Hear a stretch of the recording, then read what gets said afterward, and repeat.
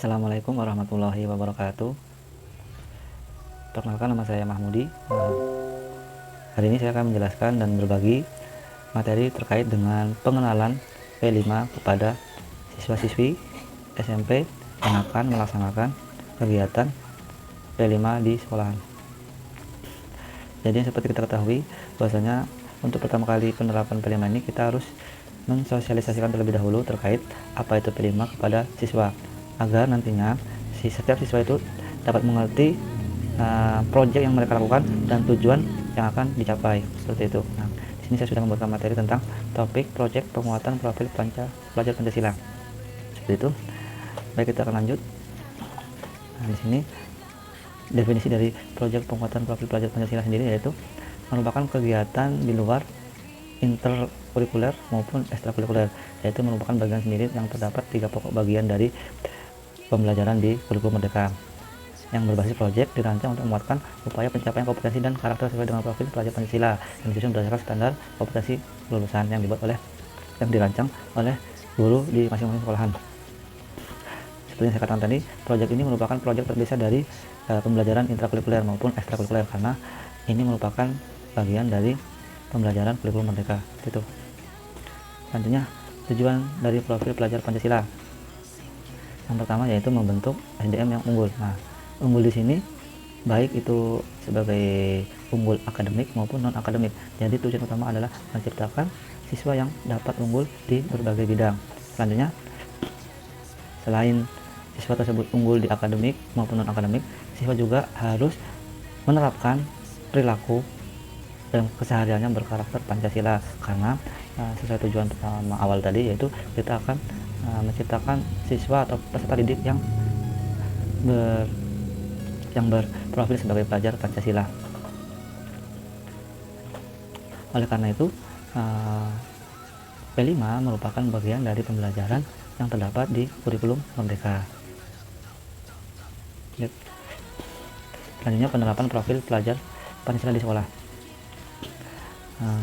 Tujuan utama seperti tadi disampaikan, kemudian sedangkan pelajar Pancasila ini adalah fokus pada karakter dan kemampuan yang dibangun dalam keseharian siswa tersebut. Nah, selanjutnya, pokok pembelajaran kurikulum Merdeka itu sebelum masuk ke pokok pembelajarannya, kita akan dikenalkan terlebih dahulu, atau siswa akan dikenalkan terlebih dahulu dengan budaya sekolah yang mereka masuki. Nah, siswa harus mampu mengikuti norma-norma ataupun tata tertib yang ada di sekolah yang mereka pilih. Nah, itu merupakan budaya sekolah yang harus ditaati oleh seluruh siswa. Nah, setelah itu kita baru akan masuk ke ranah pembelajaran. Nah, kebetulan pada tahun ini sekolahan kami menerapkan pembelajaran dengan kurikulum Merdeka. Nah, untuk kurikulum Merdeka sendiri terbagi menjadi 3 kelompok atau komponen pembelajaran.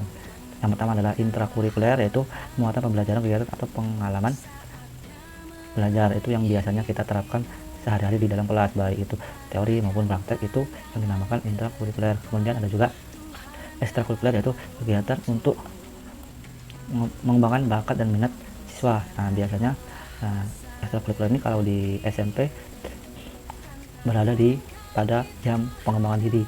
Nah, di situ nanti siswa bebas memilih minat siswa tersebut untuk mengikuti pengembangan diri jenis apa, seperti pramuka, olahraga, paskibra, kemudian rohis, seni-seni, dan lain-lain.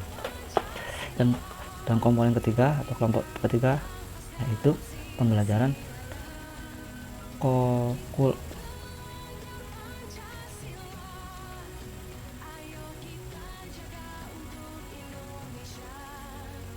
yaitu yang kelompok ketiga, selain dari intrakurikuler, ekstrakurikuler, dan khusus di kurikulum Merdeka ada yang namanya kokurikuler, yaitu yang biasa kita sebut dengan P5, proyek penguatan profil pelajar Pancasila. Nah, pembelajaran ini adalah pembelajaran di luar tadi intrakurikuler maupun ekstrakurikuler, yaitu berbasis proyek yang kontekstual sesuai dengan keadaan di sekolah masing-masing dan interaksi langsung dengan lingkungan sekitar. Seperti itu. Jadi nanti penerapannya seperti itu terkait dengan kokurikuler ini. Nah, sebelum kita lanjut, untuk mencapai profil pelajar Pancasila, setiap siswa itu harus melaksanakan 6 karakter profil pelajar Pancasila ini untuk mendapatkan gelar atau kandidat sebagai pelajar Pancasila. Nah, apa saja karakter tersebut? Kita bahas yang pertama, yaitu beriman, bertakwa kepada Tuhan Yang Maha Esa, dan berakhlak mulia. Nah, jadi setiap siswa harus melaksanakan dan harus memahami nilai-nilai dari akhlak, yaitu ada akhlak beragama, akhlak pribadi, akhlak kepada manusia, akhlak kepada alam, dan akhlak bernegara. Contoh dari akhlak beragama yaitu taat beribadah, seperti yang sudah diajarkan pada kita, baik itu di sekolah maupun siswa ya, baik itu di sekolah maupun di rumah atau di tempat pendidikan Quran. Taat beribadah itu merupakan akhlak beragama. Kemudian akhlak pribadi seperti menghormati orang yang lebih tua, dan akhlak kepada manusia yaitu saling menghargai perbedaan. Akhlak kepada alam yaitu menjaga kelestarian alam, dan akhlak bernegara seperti taat pada kewajiban sebagai warga negara Indonesia. Nah, seperti contohnya kita sebagai pelajar kita harus mengikuti upacara bendera sebagai seni. Kemudian untuk kita warga negara yang taat itu kita harus membayar pajak, karena pajaklah yang digunakan untuk pembangunan di negara kita. Itu ini merupakan karakter atau nilai yang pertama yang harus dijalankan oleh siswa atau profil pelajar Pancasila.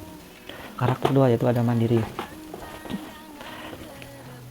Perilaku mandiri yang baik yaitu sadar atas kemampuan diri sendiri. Nah, jadi kita ajarkan ke setiap siswa bahwasanya mereka harus percaya diri dengan dirinya sendiri. Jadi jangan mudah berputus asa, bahwasanya mereka kita berikan motivasi supaya mereka sadar bahwa mereka harus mencoba untuk memaksimalkan kemampuan diri sendiri. Kemudian yang kedua ada bisa mengendalikan emosi. Nah, sebagai pelajar Pancasila ini merupakan hal penting, karena mengendalikan emosi itu biasanya sulit diterapkan di beberapa siswa. Nah, untuk itu sebagai pelajar Pancasila kita tekankan bahwasanya pelajar Pancasila harus dapat mengendalikan emosi. Biasanya emosi itu terjadi dengan ketika pelajar tersebut kurang tenang, maka kita ajarkan untuk tenang supaya dapat melewati permasalahan yang dialami. Selanjutnya itu tahu apa yang diperlukan untuk mandiri. Jadi siswa harus mampu apa yang mereka butuhkan, apa yang mereka perlukan untuk mengembangkan dirinya. Nah, mereka harus berpikir kritis terkait dengan ke depan apa yang akan dicapai, yang akan dijalani atau yang akan diselesaikan oleh siswa tersebut. Nah, mereka harus bisa berpikir terkait dengan kebutuhannya sendiri. Yang terakhir yaitu mampu mengatur pikiran dan perasaan untuk mencapai tujuan. Nah, ini sama halnya dengan model animasi tadi. Jika sesuatu hal dilakukan dengan emosi, maka permasalahan tersebut tidak akan terselesaikan. Maka harus bisa mengatur pikiran dan perasaannya supaya tenang dan untuk mencari solusi untuk mencapai tujuan yang telah ditargetkan. Seperti itu. Kemudian yang ketiga yaitu bernalar kritis. Nah, profil pelajar Pancasila haruslah bisa mengelola informasi yang diterima secara objektif, kemudian menganalisa, mengevaluasi, baru menerapkan informasi tersebut. Nah, contohnya, siswa harus memiliki keingintahuan yang tinggi saat menerima informasi. Siswa harus menganalisis secara kritis sebagai dasar untuk mengambil keputusan. Nah, jadi ketika kita menerima informasi ataupun itu berita-berita, baik itu secara langsung maupun melalui sosial media, kita harus menerima dengan bijaksana. Contohnya, kita harus cari tahu dulu apakah berita tersebut benar adanya. Nah, menganalisa terlebih dahulu berita tersebut, baru nanti ketika sudah kita analisa, sudah kita cari tahu kebenarannya, baru kita bisa ambil keputusan apakah berita itu bisa kita bagikan ke kawan-kawan, ataukah berita itu merupakan sebuah berita bohong yang seharusnya tidak boleh kita sebarkan, karena keputusan kita itu akan berdampak ke banyak orang, baik itu dampak positif maupun negatif. Jadi kita benar-benar berpikir secara kritis ketika menerima suatu informasi atau berita, baik itu dari secara langsung maupun lewat media sosial. Tuh. Kemudian 4, berkebinekaan global. Kita sekarang berada di era globalisasi yang mana setiap siswa itu harus bisa beradaptasi dengan budaya lain tanpa melupakan budaya bangsa dan identitasnya sendiri. Nah, itu tidak apa-apa. Contohnya nih, kita harus bisa mengenali budaya lain untuk pengetahuan seorang siswa. Nah, dan juga bisa mampu berkomunikasi dengan bahasa itu tidak apa-apa, dipelajari, namun kita juga harus bijaksana, jangan sampai kita mengenal budaya-budaya lain dan kita lupa nih dengan budaya kita sendiri. Bahwasanya kita harus bisa membawa budaya kita dan mengenalkan budaya kita ke mancanegara. Jangan hanya kita mempelajari budaya asing, namun kita juga harus bisa memperkenalkan budaya kita ke dunia luar. Begitu pula dengan bahasa. Bahwasanya kita juga punya bahasa yang bagus, yang indah, yang banyak dipelajari oleh negara-negara lain. Nah, ini harus kita bawa dan kita perkenalkan. Jangan sampai ketika kita sudah bisa berbahasa asing, kita sampai lupa dengan bahasa kita sendiri. Nah, ini yang tidak bisa dan harus ditekankan ke pelajar yang bertujuan untuk menciptakan pelajar Pancasila. Yang kelima yaitu gotong royong. Perilaku gotong royong yang baik yaitu selalu bersikap positif untuk berkolaborasi dan bekerja sama. Gotong royong tidak hanya cukup membantu saja, membantu ikut andil dalam suatu hal, setelah itu sudah. Nah, tidak seperti itu ya, tapi masih ada pendalaman dari sikap gotong royong ini, yaitu tadi bersikap positif saat berkolaborasi dengan tim atau bekerjasama dengan tim. Itu harus selalu bersikap positif untuk mendapatkan energi yang bagus atau energi positif yang bisa kita terapkan di tim kita, seperti itu ya. Kemudian peduli dan menghargai pendapat orang lain. Ya, di saat kita bekerja secara tim, kita juga harus peduli dengan rekan satu tim kita, dan kita juga harus menghargai pendapat orang lain atau rekan satu tim, karena pendapat itu bisa kita jadikan bahan atau bisa kita kembangkan lagi untuk mendapatkan sesuatu yang lebih bermanfaat, gitu ya, untuk sebagai andil untuk menambah atau menyelesaikan masalah. Hanya dampaknya terhadap lingkungan sekitar. Nah, gotong royong tidak hanya yang terlihat saja, jadi kita juga harus mempunyai sifat peduli atau peka terhadap lingkungan sekitar kita. Nah, peduli misalkan jika terdapat rekan kita yang mungkin kurang bervariatif dalam kerja tim, kita harus peduli dan kita harus mengajak, salah satunya adalah mengajak berkomunikasi apakah terdapat atau ada yang perlu dibantu. Itu kita harus selalu mencerminkan sifat peduli kita saat bekerja secara tim. Terakhir, mau berbagi segala hal untuk mencapai keberhasilan. Nah, karena bergotong royong ini sifatnya adalah tim bersama, maka kita harus berbagi hal. Jika kita mempunyai ide-ide yang itu merupakan ide yang jenius, yang kita anggap itu bisa untuk mencapai keberhasilan, kita harus saling berbagi supaya ide tersebut dapat lebih bisa diterapkan di dalam tim. Dan terakhir adalah karakter atau nilai kreatif, yaitu kreatif di sini siswa mampu menghasilkan sesuatu yang orisinil serta bermanfaat.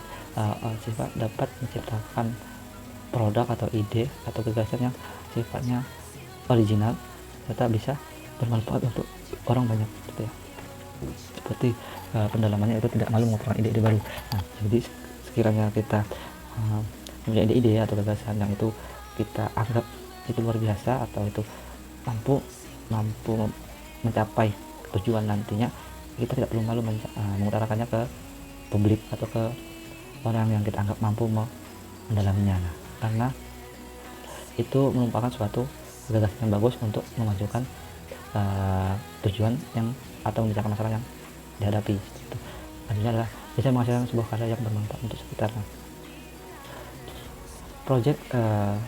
Proyek penguatan profil pelajar Pancasila ini adalah proyek yang diharapkan dapat berkesinambungan. Nah, di sini makanya ketika kita sudah penerapan langsung, itu kalau bisa proyek pertama itu bisa dimanfaatkan untuk digunakan lagi di proyek yang kedua. Nah, sebagai bahan contoh, misalkan kita di proyek pertama ini membuat cara-cara atau pemanfaatan sampah untuk pupuk. Nah, berarti untuk proyek berikutnya agar berkesinambungan kita buat proyek yaitu membuat pupuk dari sampah bekas rumahan atau sampah bekas di lingkungan sekitar. Nah, itu kan berkesinambungan. Nah, nanti harapannya adalah apa yang sudah kita buat itu bisa kita manfaatkan kembali ke lingkungan sekitar, jadi siklusnya saling berkesinambungan, seperti itu ya. Lalu kita masuk di kesimpulan. Dari kesimpulan karakter atau dari tadi adalah keenam nilai karakter ini harus siswa terapkan dalam kehidupan sehari-hari agar menjadi satu kesatuan yang saling mendukung dan berkesinambungan satu sama lainnya. Jadi tidak ada satu karakter yang dia terapkan, tapi harus 6 karakter itu diterapkan dalam kehidupan sehari-hari agar saling mendukung dan berkesinambungan. Ya, nanti misalkan nanti sudah tayang, nanti bisa diputar ulang jika kurang jelas di channel SMP Channel. Itu yang dapat saya sampaikan terkait materi untuk sosialisasi penerapan kelima kepada siswa-siswi, terutama siswa-siswi SMP dan SD ya mungkin.